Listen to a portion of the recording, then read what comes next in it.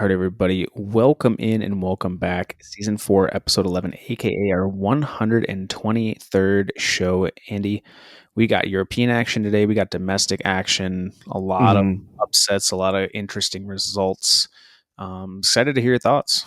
Yeah, I know, because we got some Champions League action we're going to be wrapping up in, so it's coming in thick and fast. I know we're just heading into an international break, but we're already having, really good matches happening right now. So let's get into it, Paul. I think you've had the most interesting, week because you guys had Champions League in the midweek. So Yes. I'm really excited to hear about what you have to say about your Barcelona team. Definitely. So, yes, midweek we played Club Brugge. We traveled to Belgium to play this match, and it ended in a 3-3 draw. Really good back and forth match. Club Brugge ended up scoring first. Barcelona responded. Club Brugge scored again 2-1. Barcelona responded with 2 goals to go up 3-2. Scored again. Club Brugge scored 3-2. Barcelona tied at 3-3. Club Brugge actually scored to make it 4-3, but the goal was disallowed for a foul on Chesney. So really interesting back and forth game. I think the biggest takeaway from this one, Andy, was the high line. And I know I've complained about the high line in the past of Barcelona. And I was thinking it was the system. I've talked about the system on past podcasts, especially in recent weeks with results not going our way. And, kind of kept going back to that. And then I watched the Club Brugge game. I watched the analysis of the Club Brugge game. I actually sent you a video of Thierry Henry breaking down Barcelona's defensive structure. Yeah. And what I have learned is it's not the system, it's the execution of the system. So, okay. Yeah, go on. Yeah. The first goal Barcelona gives up in the game, the ball is played to the right side. So it'd be the Barcelona left-sided defense. Balde plays the player with the ball on the halfway line. And when you're playing a high line, you want to be flat, right? You want to be flat so that nobody can get in behind. And if they are in behind, they're more likely to be in an offside position. Balde's on the halfway line. You have Eric Garcia, who's like 1 to 2 yards behind the halfway line. And then Araujo, who's right center back, another 1 to 2 yards behind. And then Koundé's like 2 to 3 yards behind Araujo. So because of that, they're in a staggered line. They're in a diagonal line, not in a flat line. And Club Brugge is able to get in behind and score within the first 6 minutes of the game. Barcelona come back with a really nice goal. Ball gets played in from, I think, Lamine Yamal to Fermin Lopez behind the defense, who takes a look up, one-time cross into the box, and Ferran Torres scores the equalizer 2 minutes later. So I'm like, okay, great. We got that back real quick. We get the momentum. We're making really good movements, really good runs. And then in like the 25th minute, we have a corner. Ball gets recycled out. Rashford has the ball, and he kind of gives the ball away cheaply, trying to play like a cheeky little dink in behind the defense to somebody. And it goes right to Club Brugge, and they're on the counterattack right away. And Barcelona is caught out. The center backs are up. And so Frankie de Jong and Casado are back because it was a corner, but they both jump to the guy with the ball. And it's basically a 2-on-1 with Balde. And Balde is almost confused on whether he should play the high line or not, because he kind of stops when the ball gets played to the Club Brugge player, instead of going and closing down the space to the ball so that the pass can't go away, or just sprinting back so that the defense can get back, kind of delaying, right? Like you're taught to do as a defender. So that's the second goal. Barcelona get a nice answer. Yeah, when he got like caught in like no man's land there, where it's like he needed to make a decision, and he had to make a very quick decision, because if he didn't, then he would just be passed around. So and he didn't make a decision, exactly, and that's exactly what happened. Yep. Barcelona get the goal back, after halftime, 2-2, right? And nice goal from Lamine Yamal, I believe it was. And then again, Barcelona gets caught out with this high line, and it was again one of those things where it was either Balde or Koundé, I don't remember which one it was, but they were caught not in line. I think it was Balde. Was not caught in line. The rest of the defenders were on the halfway line, and Balde was 1 to 2 yards back, and because of that, the player was onside, and it's another goal. And it was like all 3 goals were like that, and it's just like, if we're going to play this system, we have to play the system. It's not like it's anything new. We're almost a year and a half into it at this point. Yeah. I think it kind of goes back to missing Inigo Martinez, somebody who's a consistent weekly presence in the center back line to Mm-hmm. organize the defense on when we're stepping and when we're not. Yeah. Just so frustrating, Yeah, Andy. I couldn't agree with you more of just how important and how helpful it is when you have someone who's an organizer. So, having played very small amounts of pickup soccer with like the group that's over by the fire pitch where I live in Chicago, there is always a noticeable difference, especially for me as someone who has not played, grown up playing or anything. There is a noticeable difference when a defensive line is communicating and telling people, hey, handing off to whomever, like, Yeah. you know, who's coming this way or like to your left, to your right. When there's that presence there, that makes it so much easier because it just makes it so much easier because you know what that person's doing. You know that someone is in your way, got your back. Because a lot of the times, at least in my opinion, when it comes to defense, it really is just knowing what everyone else is doing because you know you're just kind of one person. You need to know that elsewhere behind you is going to be safe. So if they're not really communicating that well, I think that's probably a huge reason why they're getting torn up. I don't know. Do Yeah. you think that's the case? Or you just think it's like a lack of communication or application? Yeah, I think it is a little bit of communication, and I think it's also, not having that one voice in the back because we've rotated different people in and out of there. Kubarsi, Mm-hmm. Eric Garcia, Ronald Araujo, Andres Christensen.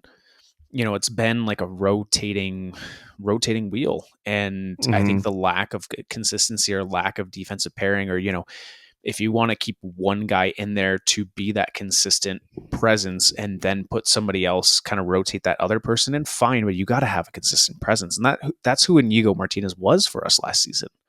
Mm-hmm. So I just think the lack of that has just really affected Barcelona. And I honestly think Club Brugge should feel hard done by. I think they should have won that game. They had the Mm-hmm. opportunities to win the game. I mean, Barcelona had opportunities too. I mean, Eric Garcia took a shot from 30 yards out that hit the crossbar, like an absolute Wow. rocket of a shot. A ball fell to Lamine Yamal, who hit it with the outside of his foot instead of just passing it with the inside of his foot into the back of the goal. Mm-hmm. And that could have been a goal for Barcelona too. But I think Yeah. overall, if you look at the chances, Club Brugge was slightly better. Yeah. So Yeah. I'm disappointed by the result because a team like Club Brugge is a team we should be able to beat consistently. And Mm-hmm. because we did not execute the offside trap effectively, I mean, Andy, we had one offside that we caught Club Brugge at, and it was in the 83rd minute. Wow. That's And so that's a late into the huge game. problem when you play that system.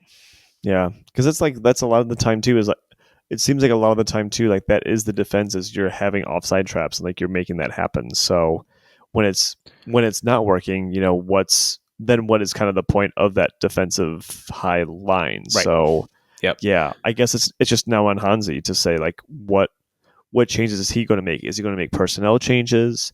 Is he going to tweak it, or is he just going to drill it into the players of no, this is what has to happen? Yeah. I mean, I'm curious what he's going to do.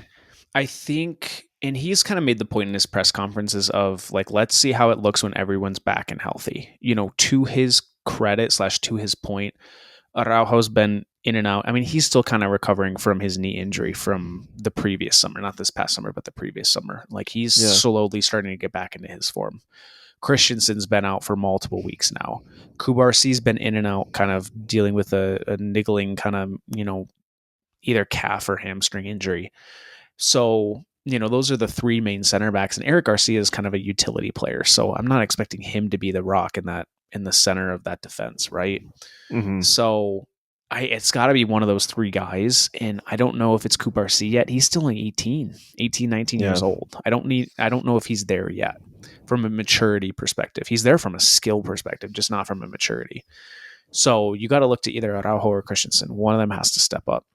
Mm-hmm. And I'll get to Araujo on stepping up when we get to the Supersubs, Superduds. Yeah. But Yeah. that Do was you kind think of the Christensen? Do you think Christensen? Because I don't remember how pacey he was, but I feel like he's near like kind of the end of his time. So I don't know. yeah.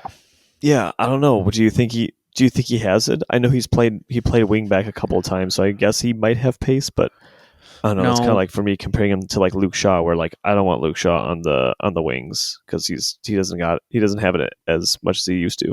yeah, I think he's more the heady, the smart player. I don't think he's the leader out of those three. I think he's more the Mm-hmm. fill-in.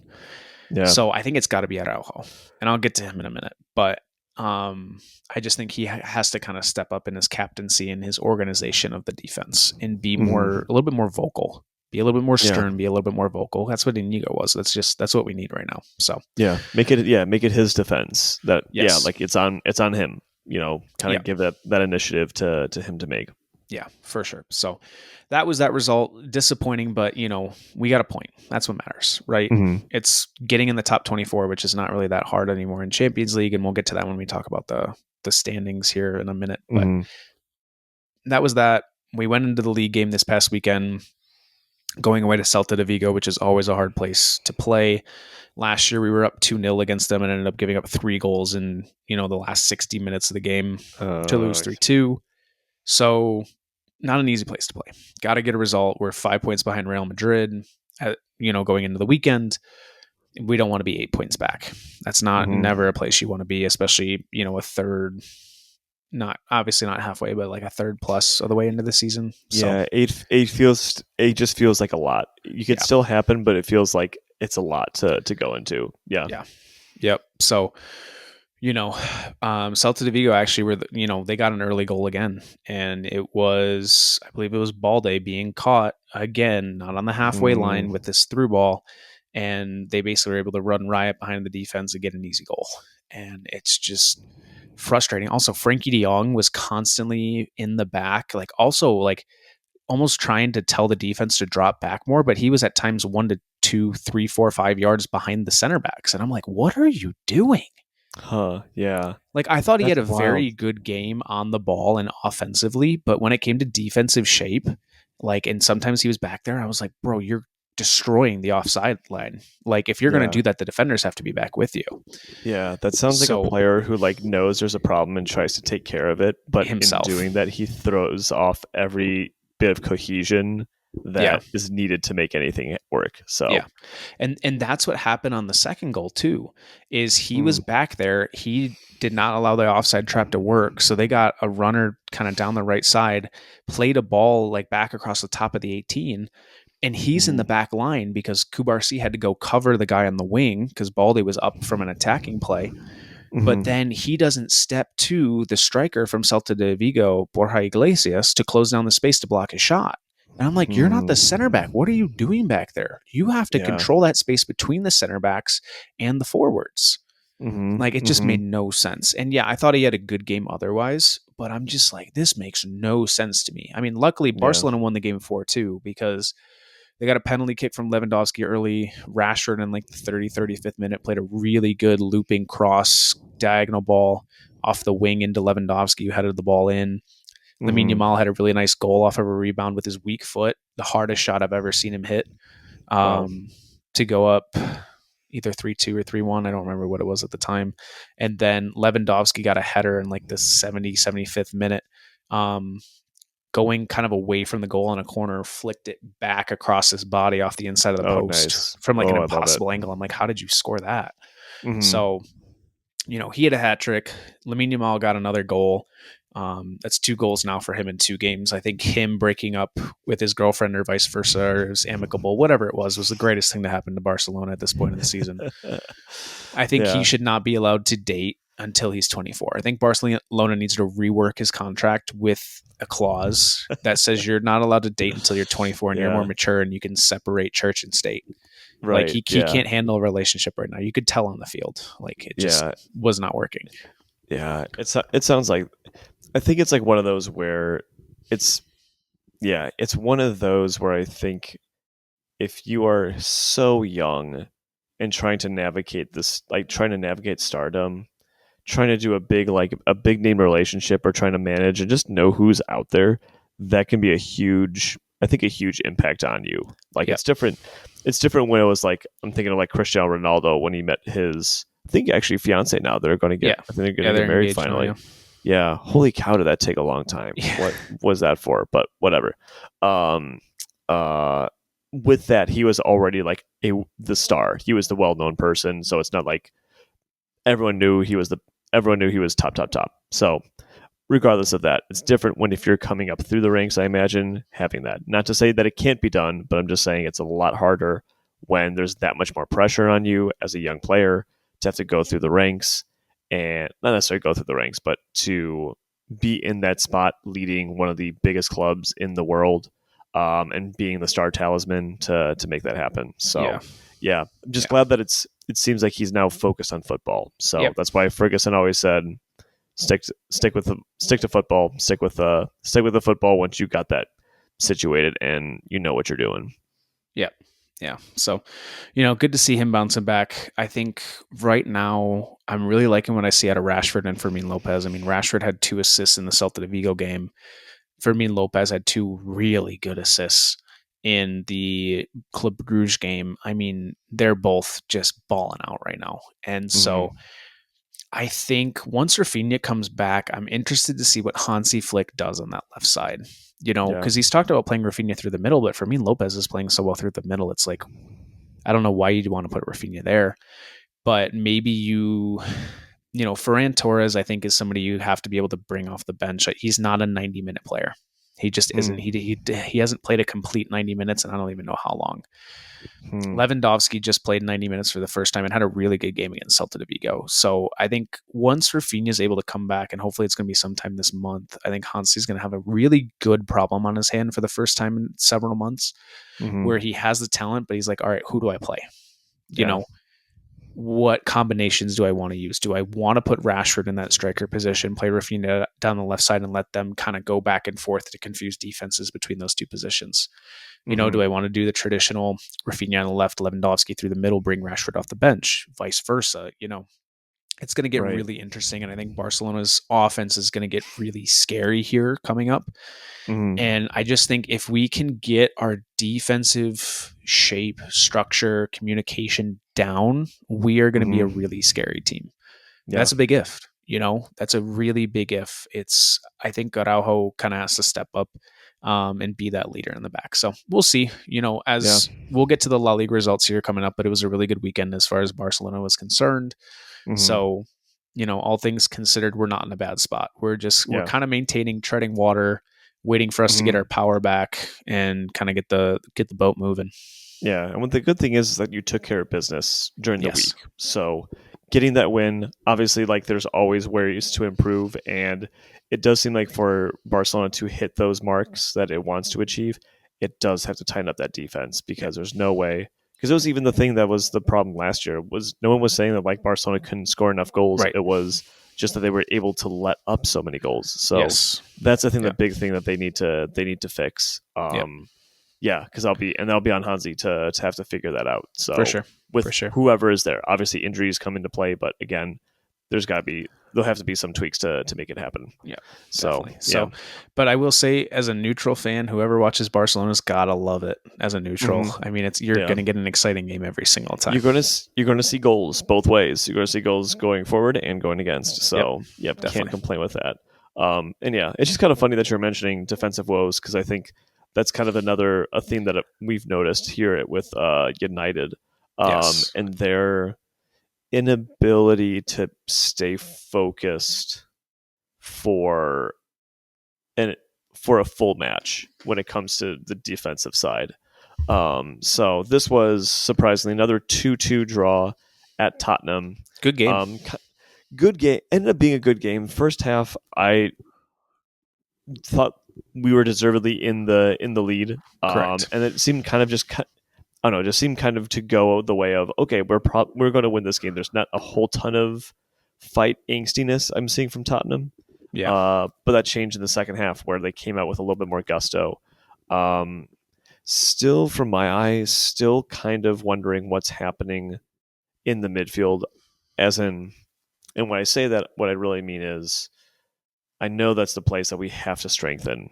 Yeah. We really have to strengthen in the midfield because Bruno Fernandes and Casemiro, class acts in terms of what they can do and their potential there.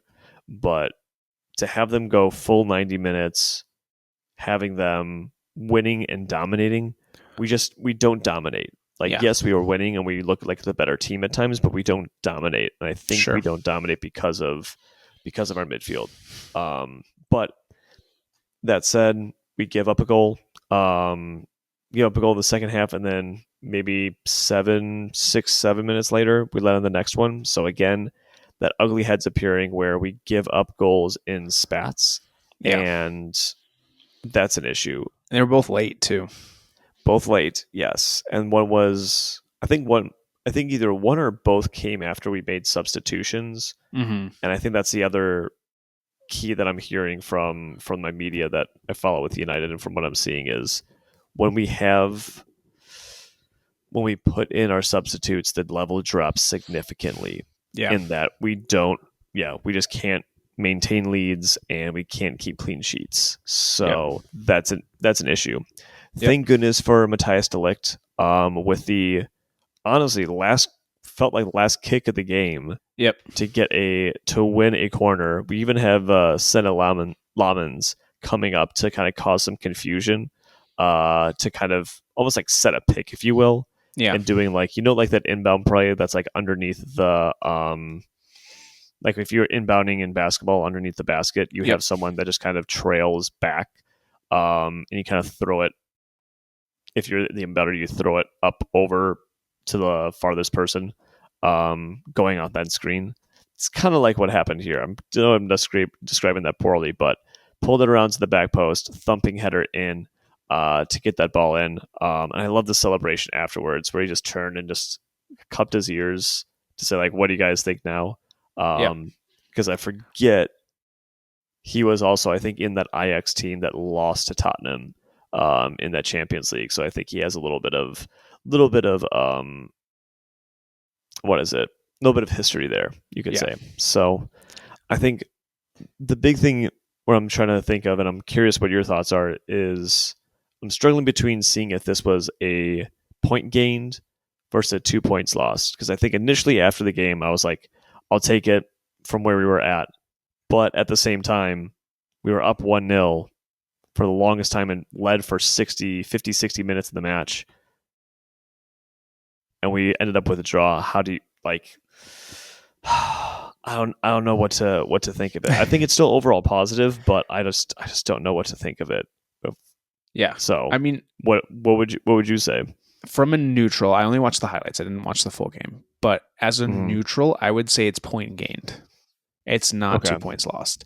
Because you have to look at it at the full 90 minutes. If you just look after the first 45, maybe first 60 minutes, then you go, okay, yeah, it's 2 points lost. But like you said, the course of the game changed once the Man United subs came on. Tottenham got stronger. Tottenham looked like the better team at the end of the game, and that's why they were up 2-1. I think you look at that and go, we salvaged that with that header at the end. Not that it wasn't deserved, but with the flow of the game, Tottenham was in control towards the end of that game. So I think you view it as, point saved, great job, move on to the next. Good performance overall. Could have been better, absolutely. But good performance, move on. Could have easily been a loss, and then people are questioning Amorim. I mean, I even heard the announcers start questioning Amorim after they gave up that second goal, and it's like, yo, chill. Yeah, I'm with you on that in terms of, I think, overall progress. I think what's really going to come is what is going to be the first result after these draws. Is it going to be a win or a loss? Because I think that's going to tell a lot about the team. Sure. So they need to find a way to get that over the line. But back to the defensive drawing board. Back to how we deal with corners. How are we dealing with crosses and making sure we're staying tight and knowing when to go out and to block crosses, because I think that's where people are targeting us at this point. So for sure, that's kind of where we're at too. So funny that both of our teams are having those similar issues. But let's go to the vibe check, Paul. I guess kind of a big update in the Bundesliga, kind of not really, because it doesn't change who's leading, but I think just the results that you were thinking of, it changes. With Bayern drawing with Union Berlin 2-2, first and dropping non-win points in the league. First non-win in the league. So what does that mean? Well, it gave RB Leipzig, Dortmund, a chance to gain some ground, to get within less than 5 points from them, and they did not. So RB Leipzig actually lost to Hoffenheim pretty soundly. I think it was like a 3-0 loss to them. So really weren't able to take advantage of, and Dortmund couldn't take their taking advantage over Hamburger SV. The only one in the top four to gain any ground is Stuttgart with their win over Augsburg, a 3-2 win. Puts them level on points with Dortmund at 21, and they are 3 places behind Bayern, who sit at 28, and in between those two, you have RB Leipzig at 22 points there. So no crazy shifts in who's where, but this could be for RB Leipzig and Borussia Dortmund if we get later on in the season a chance that they could have gained some valuable points with the Bayern draw. Yeah, you got to gain points when the leaders slip up. And yeah, speaking of slipping up, Andy, let's go into La Liga. So Real Madrid actually ended up sleeping up. How about slipping up? They're reeling after their 0-0 draw to Rayo Vallecano. So, Andy, I don't know if you remember earlier this year, but the first time Barcelona dropped points in the league was a draw to Rayo Vallecano. And I don't know if you remember me saying this, but both of those games, both this one with Real Madrid and the Barcelona game, were at Rayo Vallecano.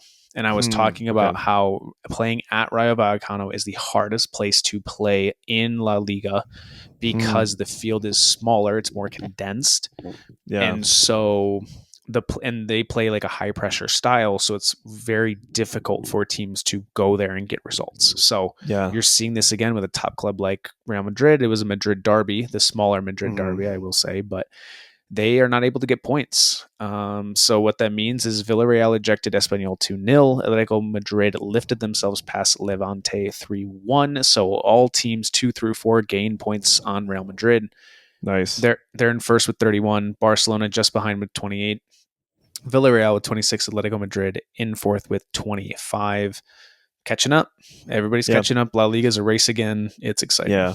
Putting the pressure on at the time where the pressure starts to mount right around the Christmas season. So, we're getting back to good old football races. So let's see how La Liga develops over the next couple weeks, because I forget in Spain, right?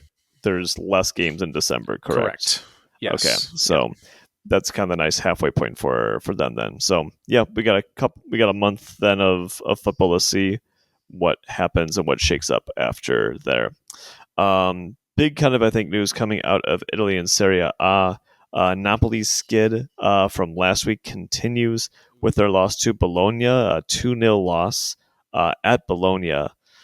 I'm concerned. I'm concerned because of, I think, that injury again to De Bruyne and where the trajectories are at with these teams.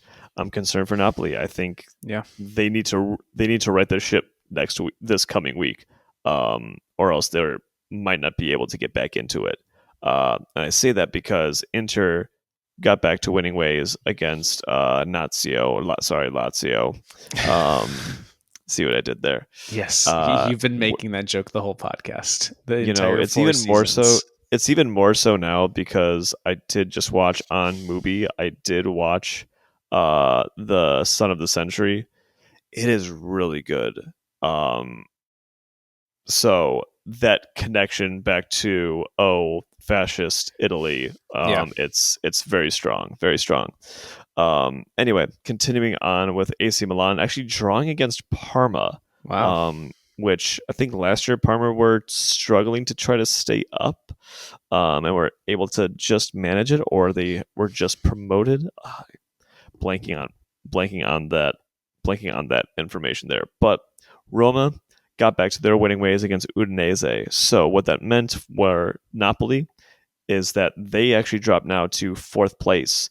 Inter is now in first with 24. Roma is tied for first with 24 points too. Roma. And then Milan rounded out at the 3rd place. So lots have changed there. Dropping down into Serie C, Gruppo C. Cosenza do what they do best this season. They score goals. They lay down the law against Casarano 4-1. Goals for AFC Cosenza. Puts them at 4th place. So hopefully they can try to I'm really hoping they can make a push up for it, because if from what I'm seeing, they have a high powered offense, and I feel anytime you have a high powered offense, that should translate into silverware in some way. Yep. So we'll see what happens there. Heading to the Premier League, Paul, looks like Sunderland actually took away some points from Arsenal. Wow. Playing them at their own game of Corner FC, getting their tying goal from a corner, or the recycling from a corner there. So that, I think, knocked some wind in Arsenal's sails. But they have 6 points, right? What could possibly go wrong? City end up beating their old rivals Liverpool from the days of yore where Liverpool and City were at the top of the league. Yep. That is no longer the case, with Liverpool really, really struggling to find their footing again. So what that means is Arsenal are with 26 points, City have 22. Chelsea, with their win this past week, puts them in third place, knocks out Bournemouth, and Sunderland still staying up there at fourth place with 19 points happening there. So still a lot to play for. I think a lot of teams are going to be gunning for that fourth place, seeing where Sunderland is at and if they can maintain that pace. Yeah. I mean, United's in 7th right now. They're just 1 point out of the top 4. So, different result over the last 2 weeks would have seen them in the top 4, but you're right there, and that's where you want to be. You're right there. You're right in the mix. Well, we definitely want to be higher, but yes, in terms of where our team is at, for sure, we're not so far out. We just need to make that. We need to make that push there. Yeah. So, Paul, Champions League, since my team forbids me to watch the Champions League because they are not in it. Paul, what's happening in that glorious tournament? Sure. So I think the biggest result, a couple of the biggest results, Liverpool, Real Madrid, Bayern, PSG, were the 2 biggest wins this past week. Liverpool actually ended up upsetting Real Madrid, stopped their skid, at least in European play, with a 1-0 win. Dude, Real Madrid gets bailed out by VAR again. Tchouaméni has his arm away from his body. Ball hits him in the arm, not close proximity, goes to VAR, and they cancel the penalty. And I'm just like, how can this keep happening? Like, it's just dumb. But Liverpool do not let it affect them as far as the result is concerned, and they still get the 1-0 win, which was great to see. And then Bayern PSG played 2-1 win to Bayern, Andy. And I think the standout is you had 2 Luis Diaz goals before halftime, and then in the closing seconds into stoppage time of the first half, he actually got a red card. He had a Gordie Howe kind of game, if you will, 2 goals and an ejection. Dang, I was going to be like halftime. I was like, wait, did he have the assist, or what happened there? 2 goals. 2 goals. Not quite a Gordie Howe hat trick, but pretty darn close. Yeah, so almost. Yep. But so just love to see it. Yep. In a way, and the fact that they were able to hold off PSG and only give up 1 goal in the second half to still get a 2-1 win down to 10 men for an entire half is pretty good. So I personally think Bayern's the best team in Europe right now. And I think, obviously we still have a lot of football to play, but they've had 1 draw in all their games this year. They've won every Champions League game. They've won all but 1 Bundesliga game. So, it's until somebody steps up and beats them, or until they prove it otherwise, they're the best team in Europe right now. I mean, they got a scary attack between Kane, Luis Diaz, and all their other pieces that they have there. It's just, it's scary for the rest of Europe for sure. I think so. I think especially their addition of Luis Diaz is adding a little bit more of that, just that bite to Bayern that I don't think they necessarily had before. Not that Harry Kane did not have that, right? But I think just needed a little bit more bite to everything else, a little bit more tenacity. I just remember seeing Luis Diaz having in Liverpool. So they're going for perfection. So we'll see. I can see them going far in the Champions League. If this run continues, I can see them taking it all the way. But we'll see. For sure. So a couple of other shockers, Andy. Paphos beats Villarreal 1-0. Never even heard of Paphos. But Karabag FK continue their streak. I don't know if it's a continuous streak, but of results in the Champions League. They ended up drawing Chelsea 2-2. So, Andy, we're kind of at the halfway point. We've played 4 games across this competition out of the total of 8. So, I think, kind of the results here, Bayern, Arsenal, and Inter Milan all on perfect 12 points. Man City then with 10. We got a lot of teams at 9. That includes PSG, Newcastle of all the teams after their loss to Barcelona the first week have rattled off 3 in a row. Mm. Real Madrid have just lost. Then there's Liverpool, Galatasaray, another surprise, Andy, at that 9 points. Tottenham and solo 10th with 8. A lot of teams at 7 here. Barcelona, Chelsea, Sporting Lisbon, Sporting Portugal. I'm sorry. I always get that confused whether it's Sporting Portugal or Lisbon. All good. It's kind of confusing, but yeah. So, and then you got Dortmund there as well. Karabag FK, Andy, on 7 points there in the qualification zone, and solidly so, which is kind of crazy to see. So you got Atalanta there, Atletico Madrid with 6, PSV, Monaco, Paphos is in the qualification zone as well, Bayer Leverkusen on 5 points, Club Brugge, Eintracht Frankfurt, and Napoli barely holding on to those qualification spots with 4 points. I think some of the shockers that we see here, Andy, are like teams like Marseille, Juventus, Athletic Club Bilbao, Olympiacos only on 2 points, Villarreal only on 1 point, and then the biggest shock, Andy, Benfica and Ajax 0 points. I think that's incredible for Ajax because Ajax are historically solid in the Champions League and in Europe. So yeah, that's concerning for their clubs. But I don't know, when you have a team like Karabang FK, they're pulling out the Cinderella stories. It's not that Cinderella. Like there's some magic in the potion that they're cooking up there. So yeah, for sure. They gotta find a way to. There's still 4 games. Yep. They can run up the table. They can absolutely do it, but they gotta start doing it now, or else it's goodbye for them. Exactly. Yeah, I think a lot of the kind of the talking hairdos have said like usually the cutoff or the minimum goal is about 9 points in order to make it in the top 24. So some of these clubs are almost there. So we'll kind of keep an eye on that as we continue Champions League play, Andy. Definitely. We'll continue looking at that. So now we get to our final portion of the podcast where we have super subs and Superduds.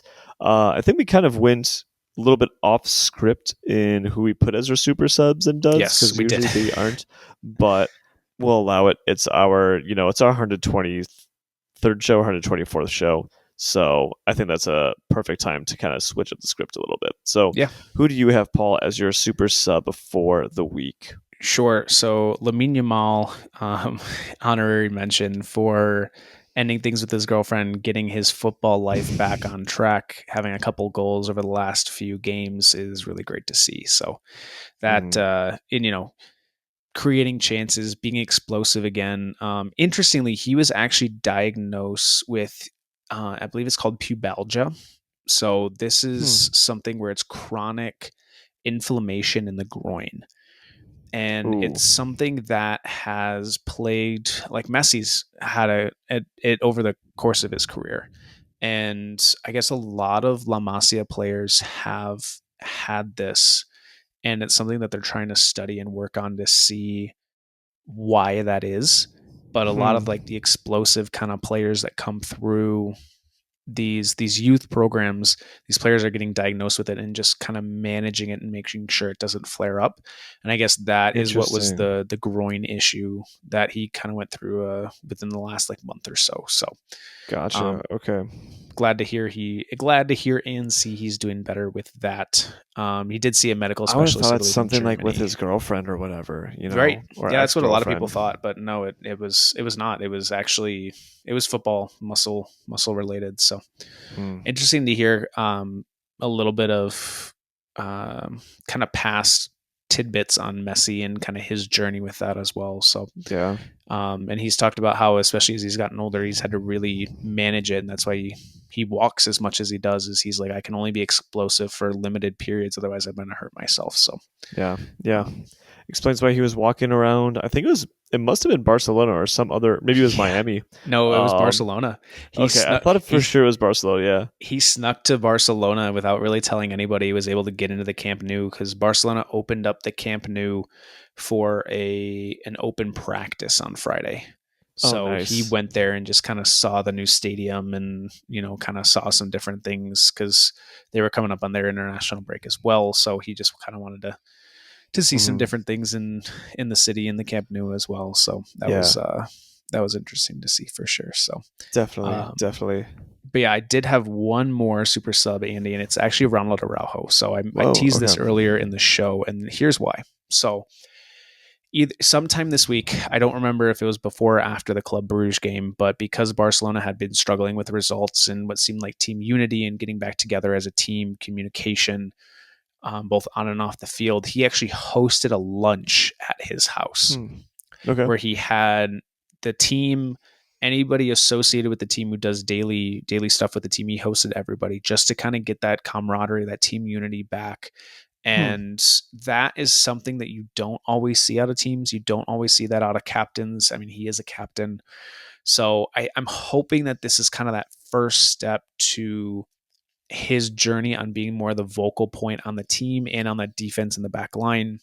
Hmm. Because, when you're going through things in the season, you get into your routines, you get into your trainings, your meals, your recoveries, your lift sessions, all that stuff. And when you're doing that over the course of 9 months, like I've been on a team like that where we do that over the course of 9 months, and you don't really think to do anything out of the ordinary, out of your routine, because Hmm. you're so set in your routine. We're creatures of Yeah, habits, humans are, right?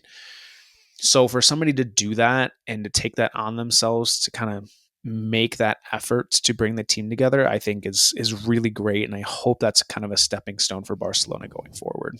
definitely. Yeah, I love that point that you made about the routine because yeah, like at this level, they are in their routine, and Yeah. because their routine keeps them healthy, their routine keeps them performing at that level. But just kind of going and breaking in, and especially like inviting people that are outside just the team, I think that means. I think that means a lot to the whole club because again, it Yeah. makes it more of it's more than a club for Yeah. that. So he's That's I so think he's funny. You embodying that. just you just said the club's slogan. That's exactly why I Okay. said I that. didn't know I didn't know if that was on purpose or not. No, Very sometimes good. hey, like I tell Bridget, I'm an idiot, but I'm not stupid. So, um, anyway, so I'm glad you got two super subs in there. I'm gonna Yes. say in kind of a general super sub moment.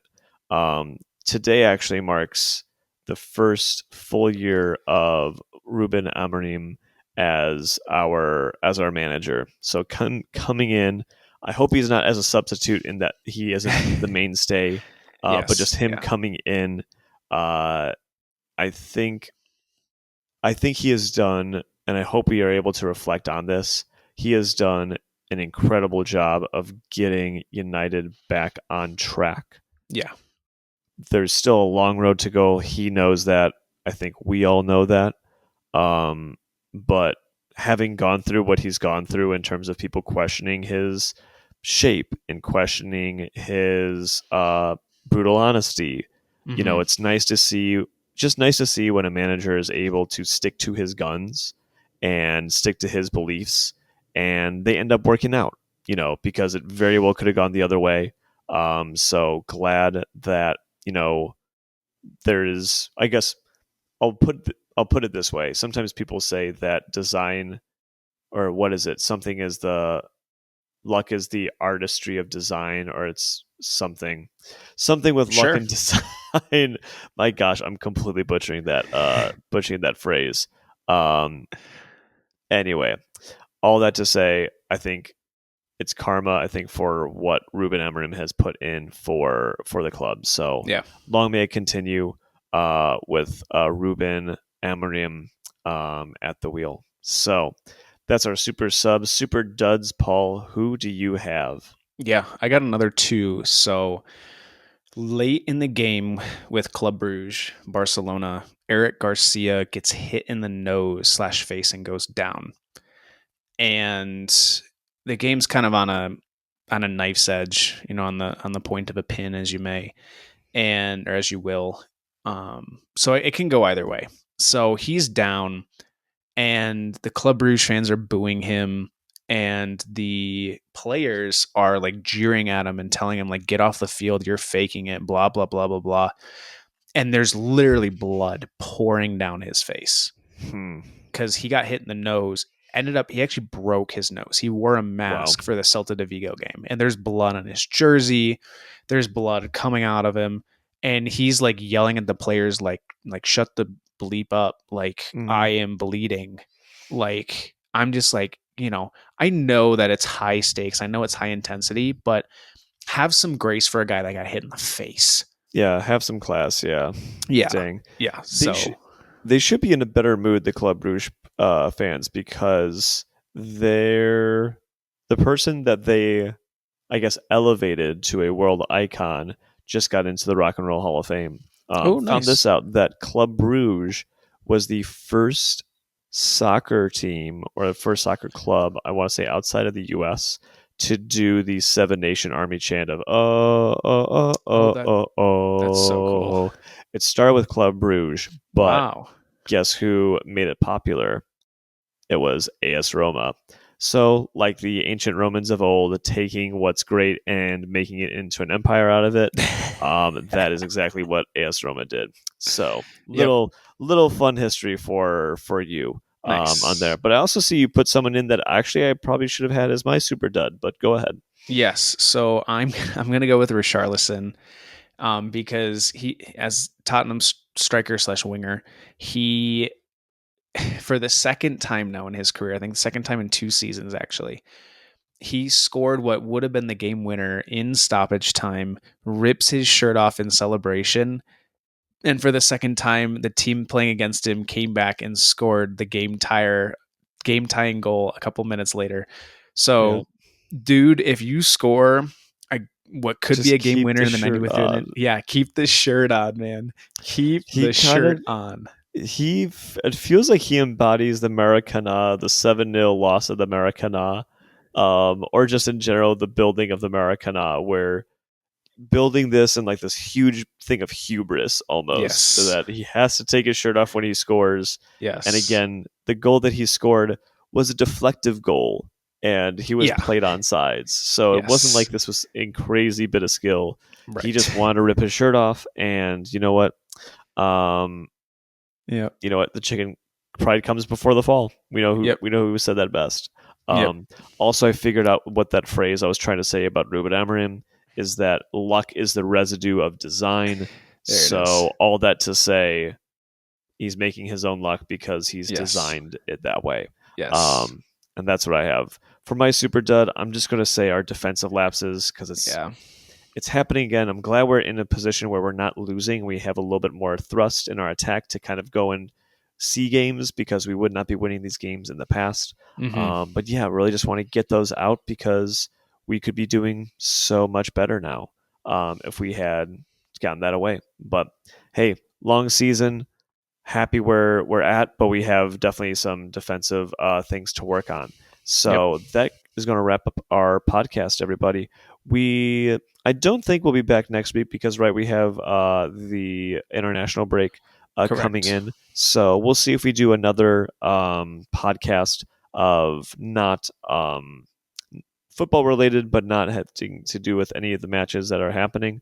We might check back in on that, or we might take it off. Really, we'll let you know either way. You'll find out next week. Yes. So with that, guys, I've been Andy. Paul's been Paul. And with that, I'm wishing you all a big old bye. Bye.